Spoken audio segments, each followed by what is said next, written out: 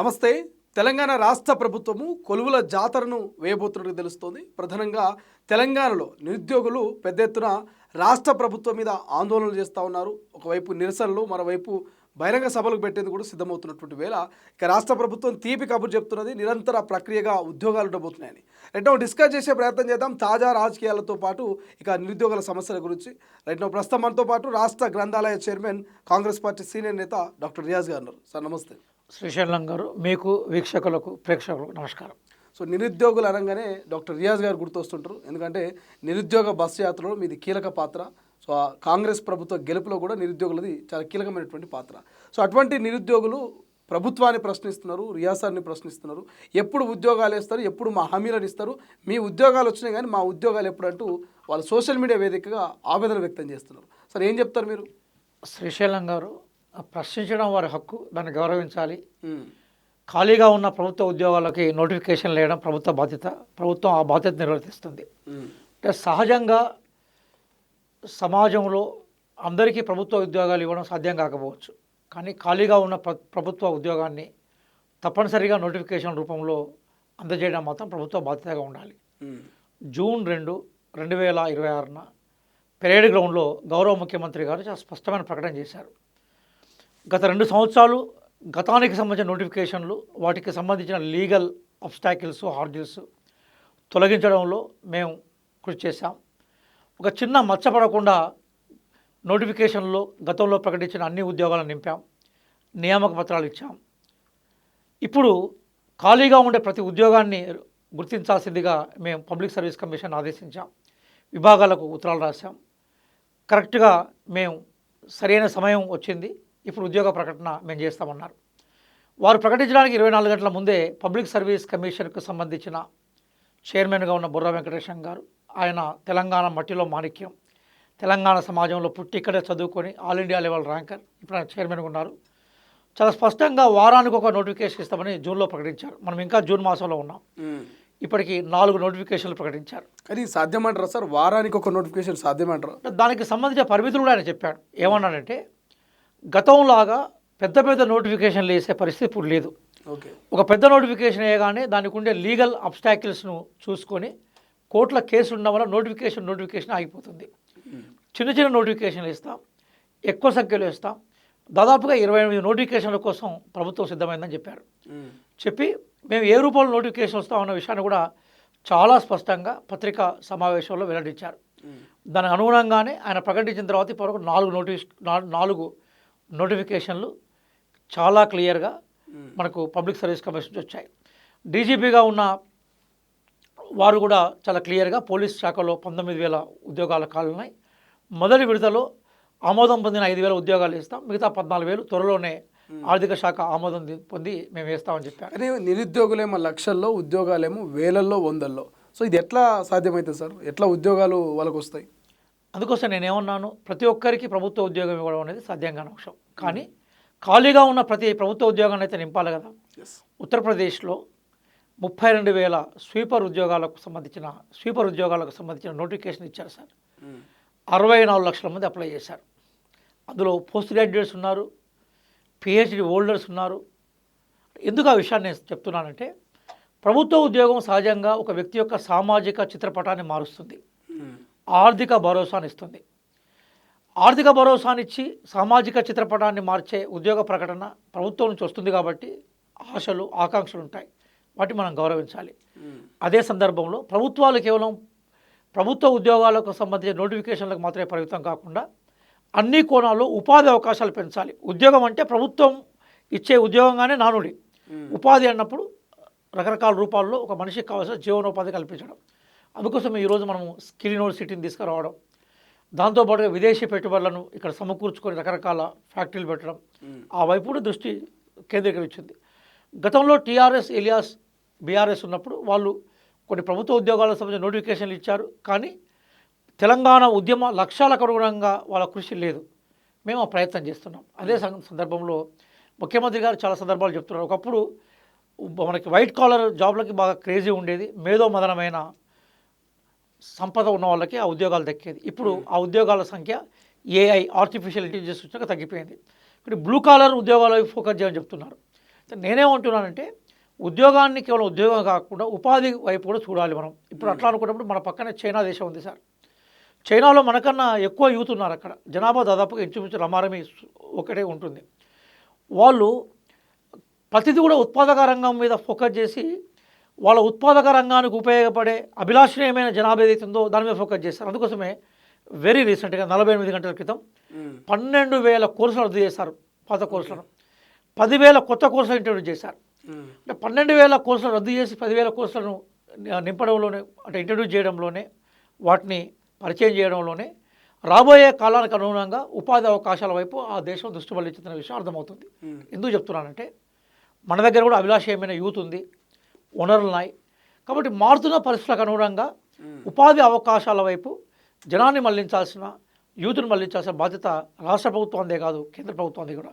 ఈ దిశగా ప్రభుత్వాలు ఆలోచించాలని మనం కోరుకుందాం. సార్, ఇప్పుడు రాష్ట్ర ప్రభుత్వం ఎందుకు నిరుద్యోగులని కన్వే చేయలేకపోతున్నది? ఇప్పుడు వాళ్ళు మీరేమో పోలీస్ జాబులు 5,000 అంటున్నారు, వాళ్ళు 5,000 వద్దురా మాకు 20,000 ముద్దురా అనేటువంటి ఒక ఫ్లప్ కార్డ్ పట్టుకొని రోడ్ల మీద కూర్చుంటున్నారు. బీఆర్ఎస్ వాళ్ళు కావచ్చు, బీజేపీ వాళ్ళు కావచ్చు, ఇవాళ వాళ్ళ దగ్గరికి పోయి వాళ్ళకి మద్దతు ఇస్తున్నారు. సో ఖచ్చితంగా ఇచ్చిన హామీలను నెరవేర్చాలని చెప్పేసి పెద్ద ఎత్తున డిమాండ్లు వస్తున్నాయి.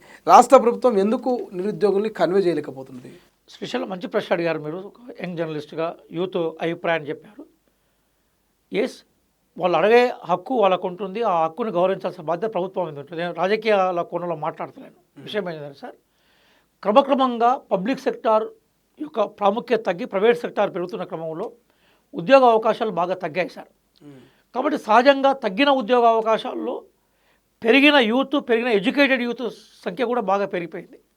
కాబట్టి మనకు ఏముంటూ ఉంటుందంటే డిమాండ్ పెరిగినప్పుడు, సప్లై పెరిగినప్పుడు సహజంగా సంక్షోభం వస్తూ ఉంటుంది. మన దగ్గర విపరీతంగా యూత్ మంచి క్వాలిఫికేషన్స్ తోటి, మంచి స్కిల్స్ తోటి సమాజంలోకి వస్తున్నారు. అదే రకం దానికి అనుగుణంగా ప్రభుత్వ ఉద్యోగాల యొక్క సంబంధించిన సంఖ్య పెరగట్లేదు. ఎందుకు పెరగట్లేదని చాలా కారణాలు దానికి. ఒకటి, పబ్లిక్ సెక్టార్ను మొత్తం కేంద్ర ప్రభుత్వం తూట్లు పడవడం. రెండోది, అసలు సెంట్రల్ గవర్నమెంట్ నుంచి ఒకప్పుడు ఆర్ఆర్బీ నోటిఫికేషన్లు, బిఎస్ఆర్బీ నోటిఫికేషన్లు, అట్లాగే ఎస్ఎస్సి నోటిఫికేషన్లు, ఆర్మీ నోటిఫికేషన్లు వచ్చేది. అసలు సెంట్రల్ గవర్నమెంట్లో మీరు అట్లా నోటిఫికేషన్లు చూడట్లేదు. ఇక్కడ రాష్ట్ర ప్రభుత్వం వైపు నుంచి 1-2 నోటిఫికేషన్లు వచ్చినప్పుడు మాకు ఇంకా కావాలి, సంఖ్య పెరగడం వల్ల మాకు అవకాశాలు పెరుగుతాయన్న ఆవేదన వాళ్ళలో ఉన్నది. దాన్ని నేను ఆవేశం కన్నా ఆవేదనగా చూస్తూ ఉన్నాను, అర్థం చేసుకునే ప్రయత్నం చేస్తూ ఉంటాం. అదే సందర్భంలో రాష్ట్ర ప్రభుత్వానికి సంబంధించిన పరిమితులు కూడా వాళ్ళు గమనించాలి. మొన్న దాకా ఎవరు కూడా అఫీషియల్గా నోటిఫికేషన్లకు సంబంధించిన విషయాలు మాట్లాడలేదు. ఇప్పుడు గౌరవ ముఖ్యమంత్రి గారే మాట్లాడినారు పెరేడ్ గ్రౌండ్లో. అలాగే గౌరవ పబ్లిక్ సర్వీస్ కమిషన్ చైర్మనే మాట్లాడారు. అలాగే గౌరవ డీజీపీ గారే మాట్లాడినారు. అంటే ఏ విభాగం నుంచి నోటిఫికేషన్లు వస్తాయో ఆ విభాగ అధిపతులే మాట్లాడినారు. మాట్లాడినప్పుడు మీకున్న శక్తి సామర్థ్యాలను, మీకున్న సమయాన్ని ప్రిపరేషన్ మీద వెచ్చించాలి. వెచ్చించినప్పుడు ఫలితాలు వచ్చే అవకాశం ఉంటుంది. ఎస్, మీరు అడుగుతున్న ప్రశ్నలో న్యాయం ఉంది. మీ ఆవేశం వెనక ఆవేదన ఉంది. దాన్ని ఎక్కడ కూడా నేను రియాజ్గా ఒక యూనివర్సిటీలో అధ్యాపకుడిగా పనిచేసిన నేను, అట్లాగే మీరు చెప్పినట్టుగా విద్యార్థికులు, మీరు నిరుద్యోగులు అంటున్నాను కానీ నేను వాళ్ళ విద్యార్థికులు అంటాను. నేను సమాజానికి అవసరమైన యూత్ అది. వాళ్ళని నేను ఎక్కడ కూడా తక్కువ చేసి మాట్లాడట్లేదు. వాళ్ళ పట్ల ఒక అపారమైన గౌరవం ఉన్నది. అదే సందర్భంలో గ్రౌండ్ రియాలిటీని, ప్రాక్టికాలిటీని కూడా అర్థం చేసుకోవాల్సిందిగా మీ ద్వారా వారిని నేను కోరుతున్నాను. సార్, ఫైనల్గా ఈ నిరుద్యోగుల విషయంలో, సో వాళ్ళు ప్రతిపక్షంలో ఉన్నప్పుడు, అంటే మీ పార్టీ ప్రతిపక్షంలో ఉన్నప్పుడు వాళ్ళు మీకు మద్దతు తెలిపారు, వాళ్ళు మీరు అంతా కలిసి ట్రావెల్ చేశారు. బట్ మీరు అధికారంలోకి వచ్చారు, వాళ్ళు ఇప్పుడు ఇంకా ప్రతిపక్షంలోనే ఉన్నారు. సో ఇప్పుడు రియాజ్ గారో, లేకపోతే బల్మూర్ వెంకటో, లేకపోతే అద్దంకి దయాకరో, లేకపోతే విద్యాశాఖ ఉన్నటువంటి ముఖ్యమంత్రి గారో నిరుద్యోగులతోటి ఒక్కసారి మాట్లాడే ప్రయత్నం ఏమైనా చేసే అవకాశం ఉందా? అంటే మాట్లాడే క్రమంలో భాగంగానే కదా సార్ ఇవన్నీ ప్రక్రియలు బయటకు వస్తూ ఉన్నాయి. అంటే చాలామందికి తెర ముందర కనబడే వాళ్ళే కనిపిస్తుంటారు, తెర వెనుక కనిపించే వాళ్ళు కనిపించరు. ఉదాహరణకి రాష్ట్ర ప్రభుత్వం దాదాపుగా 67,000 ఉద్యోగాల భర్తీని ఈ 2.5 సంవత్సరాలు చేసింది సార్. అందులో 20,000 పోలీసు ఉద్యోగాలే ఉన్నాయి, 11,500 డిఎస్సి ఉద్యోగాలు ఉన్నాయి. గ్రూప్ 1 క్లియర్ అయింది, గ్రూప్ 2 క్లియర్ అయింది, గ్రూప్ 3 క్లియర్ అయింది, 10,000 ఉద్యోగాలకు సంబంధించిన గ్రూప్ 4 క్లియర్ అయింది. నేను లెక్కలు చెప్తున్నాను. జూనియర్ లెక్చరర్లకు సంబంధించిన నోటిఫికేషన్ క్లియర్ అయింది, అన్నీ క్లియర్ అయినాయి. ఇప్పుడు వాళ్ళందరూ ఉద్యోగాల్లో ఉన్నారు. వాళ్ళు ఎప్పుడు టీవీ స్టూడియోలో ఎదురుగా వచ్చి మేము ఉద్యోగాలు వచ్చాయని చెప్పే అవకాశం వాళ్ళకు ఉంటుంది, కానీ వాళ్ళు విధి నిర్వహణలో ఉన్నారు. ఇప్పుడున్న పిల్లలు ఏంటంటే వాళ్ళు ఉద్యోగాలకు సంబంధించిన ప్రయత్నాల్లో ఉన్నారు. కానీ సహజంగా ఉద్యోగాల ఆకాంక్షను వీళ్ళు మాట్లాడినప్పుడు సమాజం వాళ్ళ ఆకాంక్షలను గౌరవించని చెప్తుంది. ఇప్పుడు మీరు ఏ ఆఫీస్ కన్నా వెళ్ళండి, ఈ 2 సంవత్సరాలలో ఉద్యోగం వచ్చిన వాళ్ళ ఇంటర్వ్యూ కూడా తీసుకోండి. అవి కూడా చాలా విలువైన అభిప్రాయాలు. వాళ్ళు ఎంత కష్టపడ్డారు, 10 సంవత్సరాలు 12 సంవత్సరాల కృషి తర్వాత వాళ్ళకు వచ్చింది. మీరన్న ప్రశ్నకు నా సమాధానం ఏంటంటే, మేము నిత్యం ఎప్పుడు మంత్రులను కలిసినా, గౌరవ మంత్రులని, ఎప్పుడు ముఖ్యమంత్రి గారు కలిసినా నన్ను చూడగానే వాళ్ళు అంటారు, రియాజ్ భాయ్ ఇప్పుడు ఉద్యోగాల నోటిఫికేషన్ గురించి మాట్లాడబోతున్నాడు. మేము మొన్న క్యాబినెట్లో మాట్లాడుకున్నామే, ఆఫ్ ది రికార్డ్ మాట్లాడినాం, ఆన్ ది రికార్డులో మాట్లాడినాం, ఈ పాతయాన్ని క్లియర్ అయిన తర్వాత మనం చేస్తూ ఉన్నారు. ముఖ్యమంత్రి గారు స్వయంగా 4 సార్లు నాతో ఆ విషయం చెప్పారు. ఆయన మా మిగతా నాయకులతో కూడా మనం దాని మీద చేస్తున్నాం. దానికి సంబంధించిన స్పష్టత వచ్చిన తర్వాత, ఎందుకోసం అంటే గతంలాగా గ్రూప్ 1 పేపర్ లీక్ అయిన సందర్భాలు మీకు తెలుసు, అనేక పరీక్షలు రద్దయిన సందర్భాలు మీకు తెలుసు. అలాగే మనకి చైల్డ్ డెవలప్మెంట్ వెల్ఫేర్ ఆఫీసర్ సంబంధించిన ఉద్యోగాలు పోయిన విషయం తెలుసు. కానీ మన గవర్నమెంట్లో ఇప్పుడు అట్లా జరగలేదు సార్. పరీక్షలు పకడ్బందీగా జరిగాయి, రిజల్ట్స్ సకాలంలో ఇచ్చారు, సర్టిఫికేట్ వెరిఫికేషన్ అయితే ఉద్యోగాలు చేస్తున్నారు. కాబట్టి ప్రభుత్వం పకడ్బందీగా నిర్వహించాలని అనుకున్నప్పుడు తెలంగాణ పబ్లిక్ సర్వీస్ కమిషన్ పూర్తిగా ప్రక్షాళన చేశారు. అంతకుముందు అసలు విద్యతోటి ఉద్యోగ అవకాశాలకు సంబంధించిన విషయాల మీద నైపుణ్యం అవగాహన లేని అందరినీ పబ్లిక్ సర్వీస్ కమిషన్లో వేశారు. ఇప్పుడు మీరు పబ్లిక్ సర్వీస్ కమిషన్ మెంబర్లను ఒకసారి చూడండి. ఎందుకు ఆ విషయాలు చెప్తున్నామంటే, మా కన్నా పెద్ద నాయకుల్ని, గౌరవనీయుల్ని లేదా అధికారంలో వాళ్ళ నిర్ణయాలు తీసుకునే శక్తి ఉన్న వాళ్ళని చాలాసార్లు కలిసాం కాబట్టి ఈరోజు నోటిఫికేషన్ల పరంపర వచ్చిందనే విషయాన్ని గుర్తుపెట్టుకోవాలి. దానికి ప్రతిసారి చెప్పే ప్రయత్నం చేయం. అది ముఖ్యమంత్రి గారు తెలుసు, గౌరవ మంత్రులు తెలుసు, మాకు తెలుసు అంటే ఎవరు చేశారనే విషయం. కానీ అదే సందర్భంలో నేను చదువుకున్న విద్యావంతులకు నా విజ్ఞప్తి ఏంటంటే, ఇది ఒక నిరంతర ప్రక్రియ సార్. మన తమ్ముళ్ళు చెల్లెళ్ళు లాంటి వాళ్ళు ఈరోజు ప్రిపరేషన్లో ఉండి ఉద్యోగాల కోసం కొట్లాడుతున్న వాళ్ళకి నా విజ్ఞప్తి ఏంటంటే, ఒక్కరోజు 2 రోజుల ఆందోళనలతో సమస్య పరిష్కారం కాదు. అలాగే 1-2 నోటిఫికేషన్లతో కూడా ఉద్యోగాలు అందరికీ రావు. ఇది ఒక నిరంతర ప్రక్రియ. రాష్ట్ర ప్రభుత్వం మొట్టమొదటిసారిగా ఒక బాధ్యతను స్వీకరించింది. స్వయాన ముఖ్యమంత్రి గారు చెప్పారు, స్వయాన బాధ్యతాయుతమైన అధికారులు చెప్పారు. కాబట్టి మీరు చదువు బాట పట్టండి అనేది మేము విజ్ఞప్తి చేస్తున్నాం. కానీ అందరికీ ఉద్యోగాలు రాకపోవచ్చు, కానీ అరులకు మాత్రం ఉద్యోగాలు వస్తున్నాయి. వచ్చే క్రమంలో ఎట్లాంటి అవినీతి లేకుండా సంపూర్ణ పారదర్శకతోటే ఉద్యోగాలు అలాట్ చేయబడతాయి. ఉద్యోగాలను మీరు గతంలో తీసుకున్న వాళ్ళు ఇంటర్వ్యూ చేసినా అదే విషయం చెప్తారు. కాబట్టి ఆ దిశగా ప్రయాణం చేయాలని, చదవాలిరా ఎన్ని కష్టాలే వచ్చినా, చదువు లేని భవిత పెద్ద సున్నా, మీ హార్డ్ వర్క్ మాత్రమే మీ సామాజిక స్థాయిని, మీ ఆర్థిక భద్రతని ఉద్యోగం రూపంలో సమకూరుస్తుందని నేను కోరుకుంటున్నాను. సార్, చివరగా గత ప్రభుత్వంలో లెక్క ఇప్పుడు రాబోయేటువంటి అంగన్వాడీ నోటిఫికేషన్లో లేకపోతే పోలీస్ జాబ్లో కోర్టు కేసులు ఎక్కడు ఇటువంటి ఇబ్బందులు ఉండవు కదా. ఈ మాట ఎందుకు అడుగుతున్నా అంటే, చాలామంది ఉద్యోగాలు వస్తున్నాయి అనగానే కోచింగ్ సెంటర్లో కూర్చొని ప్రిపేర్ అవుతుంటారు. అటు చిక్కడపల్లి లైబ్రరీ కావచ్చు, లేకపోతే ఉస్మానియా యూనివర్సిటీలో కావచ్చు, పుస్తక పురుగులుగా మారుతూ ఉంటారు. వాళ్ళందరికీ ఏం చెప్తారు సార్? మీరు ఒక లెక్చరర్గా మీరు ఏం చెప్తారు? శ్రీశైలం గారు, అంటే నేను కాంగ్రెస్ పార్టీ అధికార ప్రతినిధి కూడా. పబ్లిక్ సెక్టార్ని ఏర్పాటు చేసింది, పబ్లిక్ సెక్టార్ని బలోపేతం చేసింది, పబ్లిక్ సెక్టార్ని కాపాడాల్సిన బాధ్యత తీసుకుంది కాంగ్రెస్ పార్టీనే. 2.5 సంవత్సరాల్లో మీ కళ్ళ ముందరనే దాదాపుగా డజన్కి పైగా ఎగ్జామ్స్ ఉన్నాయి. మీరే ఎల్బీ స్టేడియంలో కానీ, శిల్పారామంలో కానీ, పెద్దపల్లిలో కానీ, అలాగే సరూర్ నగర్ స్టేడియంలో కానీ, ఈవెన్ సెక్రటరియట్లో కానీ వేలాది మందికి ముఖ్యమంత్రి గారు సర్టిఫికెట్లు ఇచ్చిన దానికి అంశాలకు కూడా మీరు సాక్ష్యంగా ఉన్నారు. చిన్న అవినీతి మచ్చ, చిన్న పేపర్కు సంబంధించిన లీకేజ్ విషయాలను మీరు ఇప్పుడు విన్నారా 2.5 సంవత్సరాల్లో? ఇప్పుడు ఉద్యోగం వచ్చిన వాళ్ళ దగ్గరికి మీరు కూడా ఇంటర్వ్యూ చేశారు, వాళ్ళు ఎంత కష్టపడ్డారు, ఎట్లాంటి బ్యాక్గ్రౌండ్ నుంచి వచ్చారు. ఈ 2.5 సంవత్సరాల్లో ఏ పారదర్శకతోటి ఉద్యోగాలు మేము ఇచ్చామో, ఎంత పకడ్బందీగా పరీక్షలు నిర్వహించామో, భవిష్యత్తులో కూడా అదే జరుగుతుంది. Kindly trust Congress party, because Congress party is the party which always stand for public sector protection and expansion of the public sector. చివరిగా రియాజ్ గారు ఎప్పుడైతే ఉద్యోగాల గురించి మాట్లాడతారో అందులో కొంత కింద కామెంట్స్ వస్తూ ఉంటాయి. మీకు కూడా అప్పుడప్పుడు చేదు అనుభవం ఎదురై ఉండొచ్చు, ఎందుకంటే మీ చేతిలో లేని అంశాల గురించి కూడా కొంత మీకు నిరుద్యోగుల ఇష్యూస్ మీద కొంత చేదు అనుభవం ఎదురై ఉంటుంది. సో ఎప్పుడన్నా ఫీల్ అయి ఉంటారా? మీరు ఒకవేళ ఫీల్ అయితే ఏం చెప్పదలుచుకున్నారు తొలివేలు వేదికగా? సార్, బాధపడ్డాను సార్, చాలా భయంకరంగా బాధపడ్డాను. నన్నే కాకుండా మా కుటుంబ సభ్యులను కూడా కామెంట్ చేసే దిగజారుడు స్టేట్మెంట్స్ చూసాను సార్. నేను ఎప్పుడు మీరు మాట్లాడినా వ్యక్తిగతంగా నేను ఎప్పుడు ఎవరిని కూడా నేను కామెంట్ చేయలేదు సార్, విధానాలే మాట్లాడతాను. వాళ్ళకి ఆవేశం ఉంది, ఆవేశం వెనక ఆవేదన ఉంది, దాన్ని అర్థం చేసుకుంటాను. కానీ మొత్తం డెసిషన్ మేకర్ నేను కాదు సార్. ఇప్పుడు నా డిపార్ట్మెంట్ ఉంది, 32 సంవత్సరాల నుంచి రిక్రూట్మెంట్ లేదు సార్. నేను లైబ్రరీ డిపార్ట్మెంట్లో ఇప్పుడు నేను చైర్మన్గా ఉన్నాను. 12 సంవత్సరాల నుంచి ప్రమోషన్స్ లేవు, కాబట్టి అసలు ఎన్ని వేకెన్సీస్ ఉన్నాయో ఎవరికి తెలియదు. 12 ఏళ్ల తర్వాత నేను మొత్తం ప్రమోషన్లు ఇచ్చాను. ఇప్పుడు క్లియర్ వేకెన్సీస్ అరేంజ్ అయినాయి. ఈ వేకెన్సీస్ తోటి త్వరలోనే లైబ్రరీ పోస్టుల కోసం నా ప్రయత్నం నేను చేస్తాను. గవర్నమెంట్ కూడా నేను లెటర్ పెట్టాను. అట్లాగే అనేక సార్లు ముఖ్యమంత్రి గారిని కలిసినప్పుడు, మంత్రులను కలిసినప్పుడు, ప్రభుత్వ ఉన్నతాధికారులను కలిసినప్పుడు ఉద్యోగాల నోటిఫికేషన్ తప్ప నాకు వేరే సబ్జెక్ట్ ఉండకపోయేది. నేను ఎప్పుడు పోయినా అదే మాట్లాడేది వాళ్ళతోటి. ముఖ్యమంత్రి గారు కూడా నేను ఎప్పుడు పోయినా కూడా రియాజ్ డెఫినెట్గా మన ఉద్యోగ నోటిఫికేషన్లు ఇస్తాం, మన పిల్లలకు అదే విషయం చెప్పండి, కొంచెం వెనక ముందు ఒక రోజు అటు ఇటు పాతవి క్లియర్ అయిన తర్వాత కొత్త వాటికి మనం పోదాం అనుకున్నాం. ఆయన అన్నమాట ప్రకారమే జూన్ 2 ప్రకటన అనౌన్స్ చేశారు.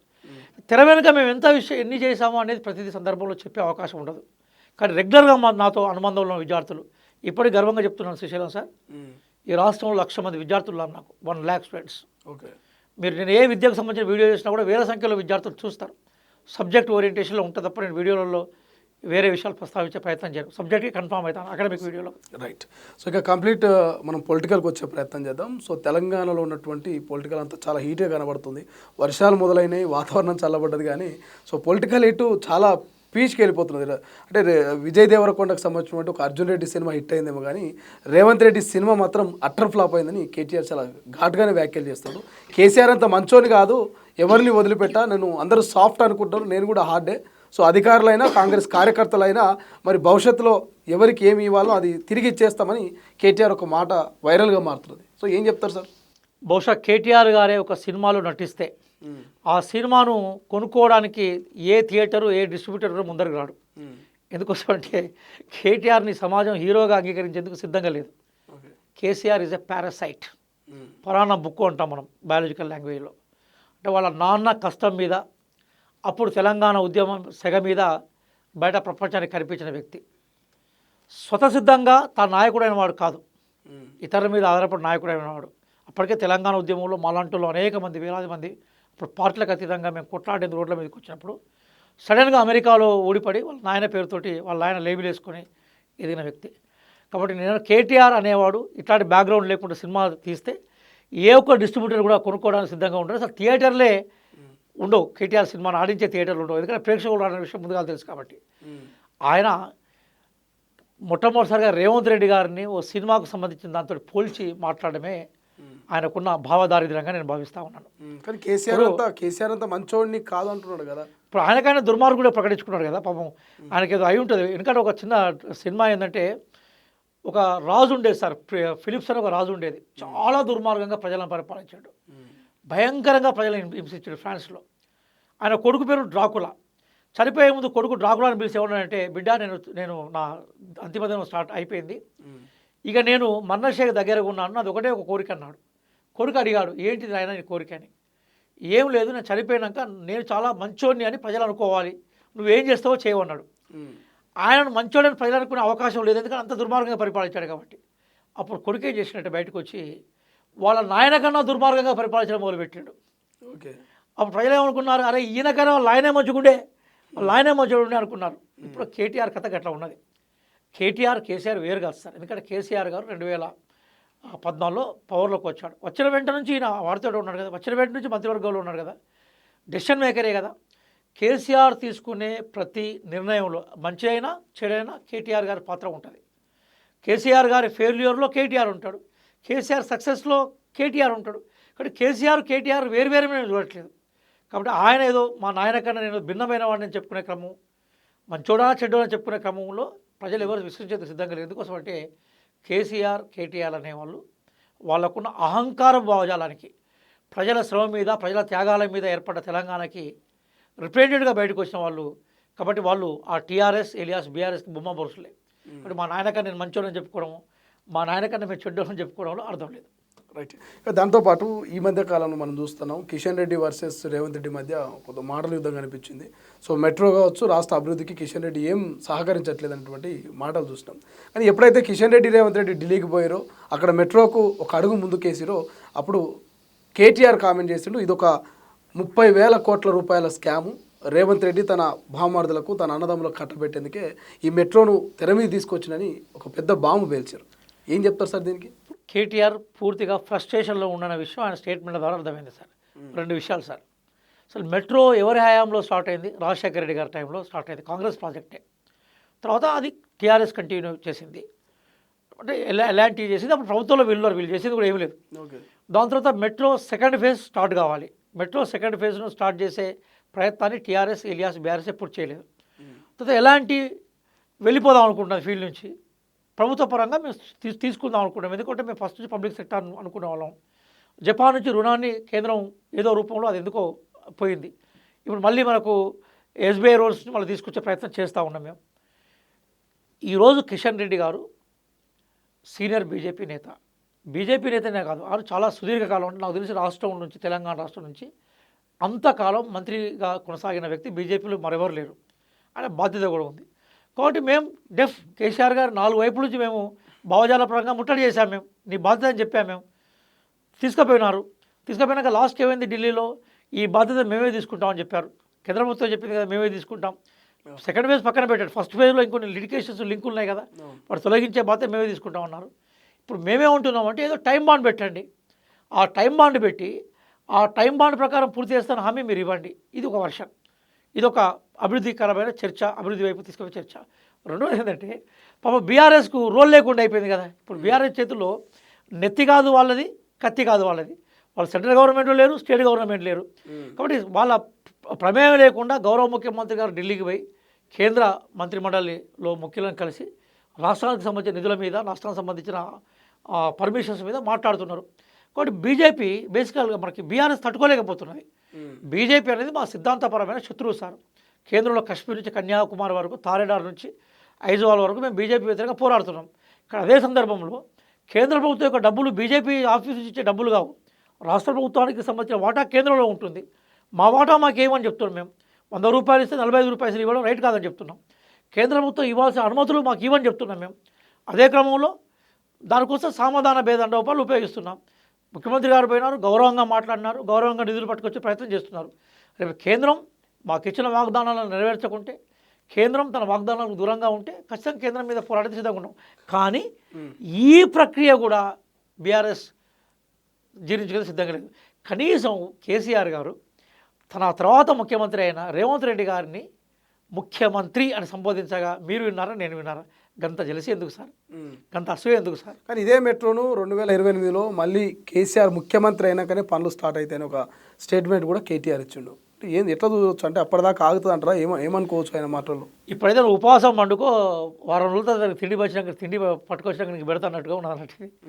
ఇప్పుడు అభివృద్ధి అనేది నిరంతర ప్రక్రియ. ప్రభుత్వాలు వస్తుంటాయి, ప్రభుత్వాలు పోతుంటాయి సార్. కానీ అభివృద్ధి అయితే నిరంతరం జరగాలి కదా. ఒకప్పుడు కాంగ్రెస్ పార్టీ చాలా కాలం ఈ రాష్ట్రాన్ని పరిపాలించింది. తెలుగుదేశం పార్టీ ఉమ్మడి రాష్ట్రంలో పరిపాలన చేసింది. బీఆర్ఎస్ అయితే మేము వచ్చాం. అభివృద్ధి అయితే కొనసాగాలి కదా, ప్రజలకు కావాల్సిన ఫలితాలు అందాలి కదా. మేము తప్ప మరెవ్వరు చేయొద్దు, మాకు తప్ప మరెవరికి అవకాశం రావద్దని కోరుకోవడమే దుర్మార్గం ఉంది, స్వార్థం ఉంది. అంత స్వార్థంగా, అంత దుర్మార్గంగా వాళ్ళు పరిపాలించారు. కాబట్టి ప్రజలు 2 చెంపలు వాయించడమే కాకుండా నెత్తి మీదుగా ముడికాయలు కొట్టి కింద కూర్చొని పెట్టారు. అంటే రేపు నువ్వు ఎలక్షన్లో ఇప్పుడు హరీష్ రావు గారు మాట్లాడినా, కేటీఆర్ గారు మాట్లాడినా నమస్తుంటుంది. ఏమంటుందంటే మేము వచ్చినాక చెప్తాం, కౌంట్ డౌన్ అని మొదలు పెడతా ఉంటారు. మీరు కౌంట్ డౌన్ చేసుకుంటూ ఉండండి, మేము కౌంట్ అప్ తోటి ముందరికి పోయే ప్రయత్నం చేస్తూనే ఉంటాం. పాప ఆయన జీర్ణించుకోలేకపోతున్నాడు. రేవంత్ రెడ్డి గారు చక్కగా మంచి ఇంగ్లీష్ మాట్లాడుతున్నాడు. ఇప్పుడు చక్కగా హిందీ డెవలప్ చేసుకున్నాడు ఆయన. పాప హరీష్ రావు ఇంగ్లీష్ లేదు, హిందీ లేదు కాబట్టి ఆయన ఢిల్లీకి పోలేదు, ఇక్కడే మిగిలిపోయినాడు. తర్వాత కేటీఆర్ గారికి ఇంగ్లీష్ ఉన్నా ఆయన అంతర్జాతీయ సమాజాన్ని ప్రభావితం చేసే ప్రణాళికలు, క్రియేటివ్ థింకింగ్ ఆయనకు లేదు. ఇవన్నింటిని రంగరించుకొని గవర్నమెంట్ స్కూల్లో చదివి ఒక మన తెలంగాణ సమాజంలో ఎవరైతే రియల్ హీరోగా ఎమర్జ్ అవుతారో అట్లా ఎమర్జ్ అయినారు రేవంత్ రెడ్డి గారు. దాన్ని బీఆర్ఎస్ బృందం భరించలేకపోతుంది. రైట్. ఈ ఎస్బీఐ భూముల వివాదం గురించి కూడా బీఆర్ఎస్ కామెంట్ చేస్తుంది. సో దాని మీద కామెంట్ చేస్తారా మీరు? ఇప్పుడు ఒక విషయం సార్, మనకేంటంటే ఈరోజు భారతదేశంలో విస్తరణకు అవకాశం ఉన్న నగరం హైదరాబాదే. ఢిల్లీకి యమునా నది, అలాగే పర్యావరణ సమస్యలు ఉన్నాయి. ముంబైలో ఈరోజు నీళ్ళ సమస్య ఉన్నట్టుగా 2-3 రోజుల నుంచి మనం కంటిన్యూగా చూస్తూ ఉన్నాం. కలకత్తా ఎక్స్పాన్షన్ ఆగిపోయింది. ఈ నేపథ్యంలో చెన్నై కూడా పరిమితులు ఉన్నాయి. ఈ నేపథ్యంలో హైదరాబాద్ ఎక్స్పాన్షన్కి అవకాశం ఉంది సార్. అవకాశం ఉన్నప్పుడు ఏంటంటే ఎక్కడైతే పరిశ్రమలకు, పారిశ్రామిక విస్తరణకి అవకాశం ఉందో వాటిని మేము పరిశ్రమలకు, పారిశ్రామిక విస్తరణకు ఉపయోగించుకుందాం అనుకుంటున్నాం. ఎస్బీఐకు సంబంధించిన విషయాలు ఏంటంటే ఒకప్పుడు చాలా రోజుల క్రితము ఆ ప్రాంతం ప్రాముఖ్యత లేని సందర్భంలో ఎస్బీఐ కేటాయించవచ్చు. కానీ ప్రభుత్వం చాలా నిజాయితీగా ఎస్బీఐని కోరింది, మేము షిఫ్ట్ చేస్తాం అక్కడి నుంచి గౌరవంగా, అంతకన్నా ఎక్కువ భూమి కూడా మేము ఇస్తాం, అంతకన్నా ఎక్కువ విలువైన సపోర్ట్ కూడా మేము చేస్తాం, అది మనం బేసికల్గా మనం పరిష్కరించుకుందామని చెప్పారు. కానీ ఎస్బీఐ కనీసం గవర్నమెంట్తో నెగోషియేషన్ చేయకుండా సడన్గా కోర్టుకు వెళ్ళింది. అంటే కోర్టుకు ఎప్పుడు పోతాం సార్? మన ఇంట్లో చిన్న సమస్య వచ్చినా, ఊళ్ళో సమస్య వచ్చినా, మనకి సమాజంతో చిన్న సమస్యలు ఏర్పడ్డా, వ్యక్తులతో సమస్యలు ఏర్పడ్డా పరిష్కారం కోసం మనం పనిచేసి చివరికి కోర్టుకు వెళ్తాం. కానీ ఎస్బీఐ ఇవన్నీ ఏం చేయకుండా డైరెక్ట్ కోర్టుకు పోయింది.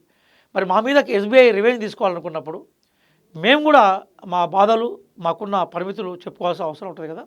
కాబట్టి మేము ఎస్బీఐ కూడా కోఆపరేషన్ బంద్ చేస్తామని చెప్పాం. సరే, ఎస్బీఐ అధికారులు ఎక్స్ట్రీమ్గా పోలేదు, కోర్టు విత్డ్రా చేసుకున్నట్టుగా నాకు నిన్న మొన్న ఇప్పుడే ఇంతకుముందు కొంత న్యూస్ నాకు కనబడ్డది. కాబట్టి ఎస్బీఐ పట్ల మేము గౌరవంగానే ఉంటాం. అట్లాగే వాళ్ళ భూములకు సంబంధించిన దాంట్లో ఆల్టర్నేటివ్ గురించి ఆలోచిస్తాం. ఇవన్నీ ఏమీ పట్టించుకోకుండా సామరస్యంగా సమస్య పరిష్కారం కాకుండా చేయాలనేది బీఆర్ఎస్ ఉద్దేశం.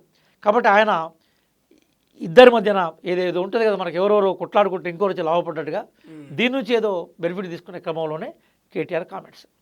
రైట్ అండి. దాంతోపాటు సార్, జనరల్గా ఈ షాప్లో లేని యూరియా యాప్లో ఎట్లుంటుంది, యాప్లో లేని యూరియా షాప్లో ఎట్లుంటుంది అనేది ఒక యూరియా మీద ఒక చర్చ జరుగుతున్నది.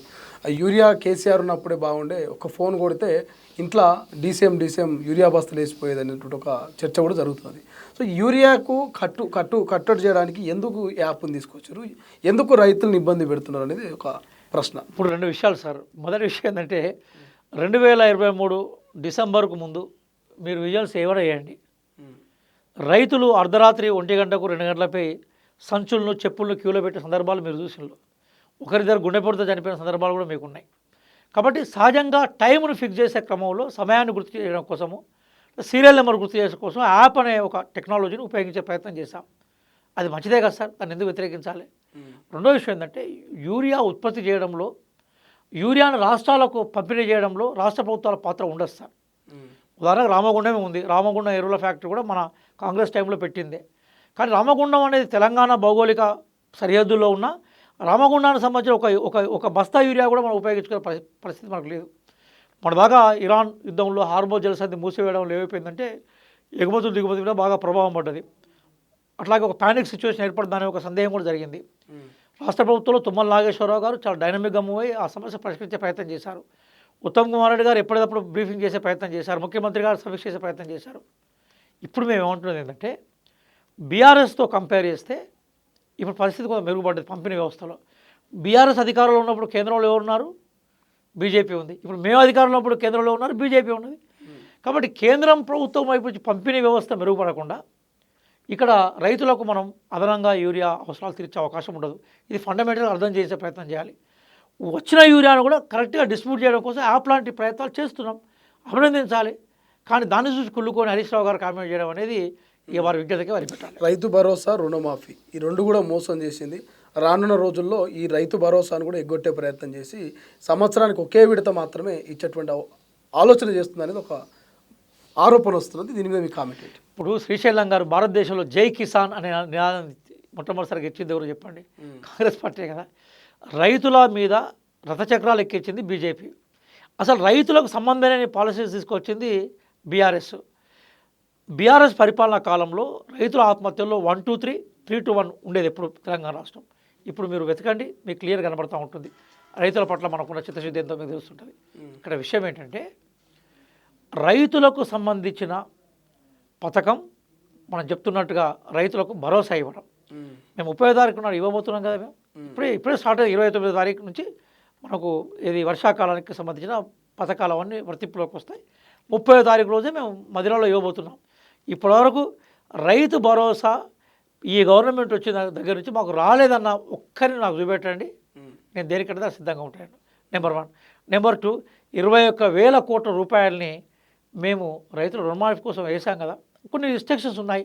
ఇంట్లో ఉన్న ప్రభుత్వ ఉద్యోగం చేస్తే వాళ్ళకి రాదు, లేదా మేము చెప్పినట్టుగా ఆ పాత రుణాన్ని వాళ్ళు పూర్తి చేయకుండా రాదు. ఇట్లా కొన్ని ఉన్నాయి. వాటిని చూపెట్టి దాని నుంచి ఏదో చలి కాల్చుకోవాలనే ప్రయత్నం రైట్ కాదు. ఎన్ని బీఆర్ఎస్ చెప్పినా కూడా రైతుల విషయంలో ఛాంపియన్ కాంగ్రెసే. రైట్. సో ఫైనల్గా ఒక అంశం ఫైనల్గా ఏంటంటే, ఈ మనం చూస్తున్నాం తమిళనాడుకు సంబంధించి సీఎం విజయ్ తన మార్కును చూపిస్తూ ఉన్నాడు. సోషల్ మీడియాలో కొంత వైరల్గా మారుతుంది. రాగానే విఐపి దర్శనాలను రద్దు చేయడము, లేకపోతే కొన్ని మార్పులు బాగా తీసుకొచ్చాడు. స్కూళ్ళల్లో ఒక రకమైనటువంటి ఫిక్స్డ్ రేట్లను ఫిక్స్ చేయడము, ఇట్లా చాలా మార్పులు చూపిస్తూ ఉన్నాడు. సో విజయ్కి సంబంధించి మీరు కామెంట్ చేస్తారు సార్? విజయ్ చూసి ఇప్పుడు విజయ్ ప్రభుత్వంలో మేము భాగస్వామ్యం, ఆ ప్రభుత్వంలో కాంగ్రెస్ కూడా ఉంది. 30 ఏళ్ల తర్వాత తమిళనాడు ప్రభుత్వం భాగస్వామ్యం ఇచ్చాం. కొన్ని అంశాలను ఆయన ఏమన్నంటే, నీట్ అనేది ఆల్ ఇండియా లెవెల్లో పెట్టడం వల్ల రాజస్థాన్ లాంటి ప్రాంతాల్లో ఒక్క దగ్గర లీక్ అయ్యి భారతదేశం విస్తరించే క్రమంలో అసలు దాంతో సంబంధం లేని రాష్ట్రాల విద్యార్థులు కూడా నష్టపోయినారు. కాబట్టి గతంలాగానే నీట్ లాంటి ఎగ్జామ్స్ని ఏ రాష్ట్రానికి ఆ రాష్ట్రాన్ని ఇచ్చే ప్రయత్నం చేయమన్నాడు. స్టాలిన్ కూడా అదే మాట్లాడారు, మేము ఆహ్వానిస్తున్నాం. భాషకు సంబంధించి కూడా రెండో విషయం కూడా ఏంటంటే హిందీని బలవంతంగా రుద్దే ప్రయత్నం అనేది దుర్మార్గం సార్. మీకు ఒక విషయం చెప్తాను నేను. హిందీ భాష అనేది 11వ శతాబ్దానికి సంబంధించిన భాష. ఓకే. పుట్టి 1000 సంవత్సరాలు కాలేదు. తెలుగు భాష పుట్టి 3000 ఏళ్ళు అవుతున్నది. Okay.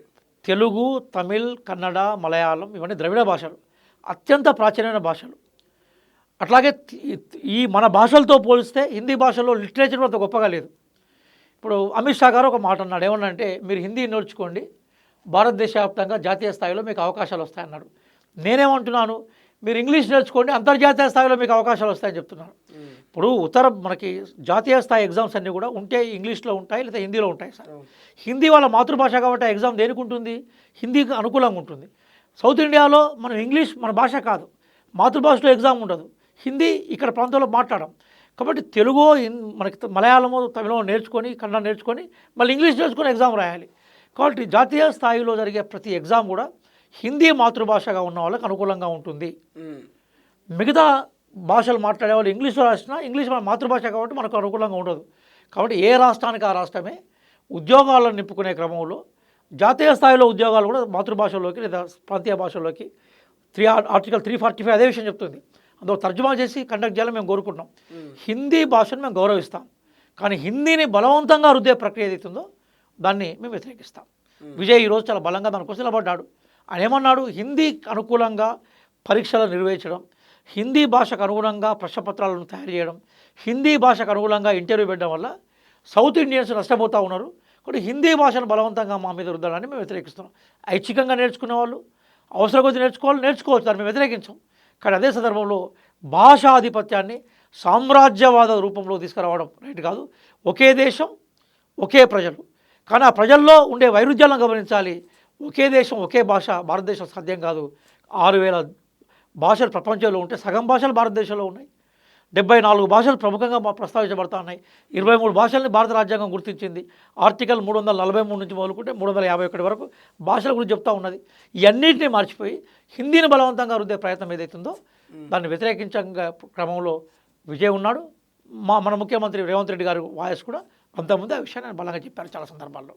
Right, thank you so much sir. ఇది మొత్తం మీద చాలా రోజుల నుంచి డాక్టర్ రియాజ్ గారు ఎప్పుడు ఈ ఉద్యోగాల మీద, నిరుద్యోగుల సమస్యల మీద స్పందిస్తారని ఎదురు చూస్తున్న వాళ్ళు కూడా చాలా ఉంటారు. సో ఆయన చెప్తా ఉన్నారు, నిరంతర ప్రక్రియ, ఉద్యోగాల భర్తీ ఉంటుంది, చిన్నయా పెద్దయా అని కాదు, కానీ ఖచ్చితంగా నిరుద్యోగులకు ఉద్యోగాలు వేస్తూనే ఉంటాం. అందరికీ రాకపోవచ్చు, కొందరికైనా రావచ్చు, కానీ ఉద్యోగాల ప్రక్రియ మాత్రం జరుగుతుందని చెప్తున్నారు. మరోవైపు కేటీఆర్ కావచ్చు, హరీష్ రావు కావచ్చు, ఎన్ని కామెంట్ చేసినా ప్రజలు మా వైపు ఉన్నారు, ఖచ్చితంగా మళ్ళీ మాకే పట్టం కప్పుతారు అనేటువంటి ఒక కాన్సెప్ట్లో కూడా డాక్టర్ రియాజ్ గారు చెప్తున్నటువంటి పరిస్థితి.